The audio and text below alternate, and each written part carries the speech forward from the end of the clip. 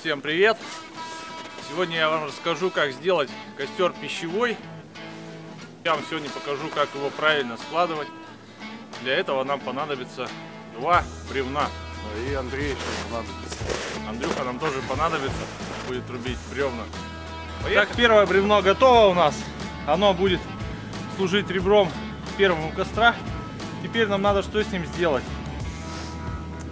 Срубить, вырубить полости для того, чтобы мы сюда смогли ставить спокойно посуду костровую, класть вилки, ложки, чтобы они никуда от нас не уезжали.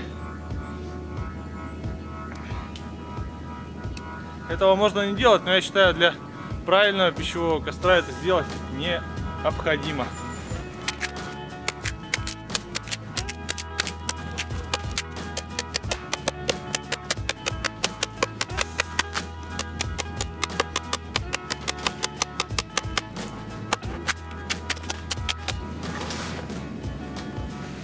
Получилось что-то вроде этого. То есть ровная поверхность, на которую мы сможем ставить кружки, котелки, ведра с водой, что угодно, и отсюда они не упадут.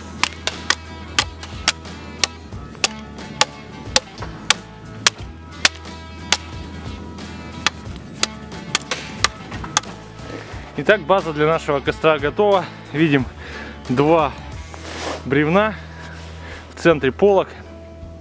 Обычно бревна в пищевом костре кладут параллельно, но я считаю, что это делать нужно складывать буквой В английской.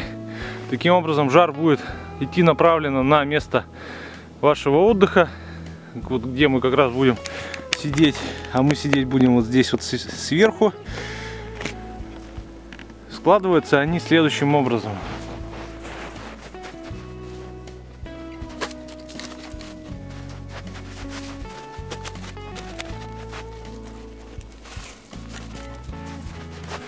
У нас получилась буква В, и эта буква В обеспечивает направленность жара, во-первых, а во-вторых, за счет его разного размера, то есть на разных точках этого костра разная его длина.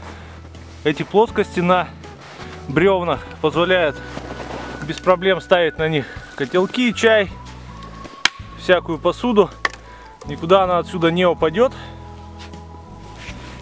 Так, наш пищевой костер замечательно горит, от него идет жар прямо на наше кресло. Пара слов про поддон. Вы видите, что поддон держит сам костер, снег внизу протаял, туда упали угли, но тем не менее костер у нас горит не на снегу, а на поддоне. Вот в этом его смысл заключается.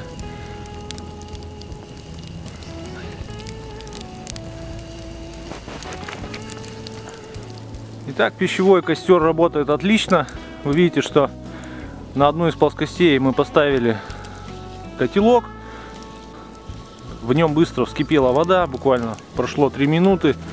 Никаких заморочек с подвесами котелков нет. То есть он стоит, греется, вода кипит.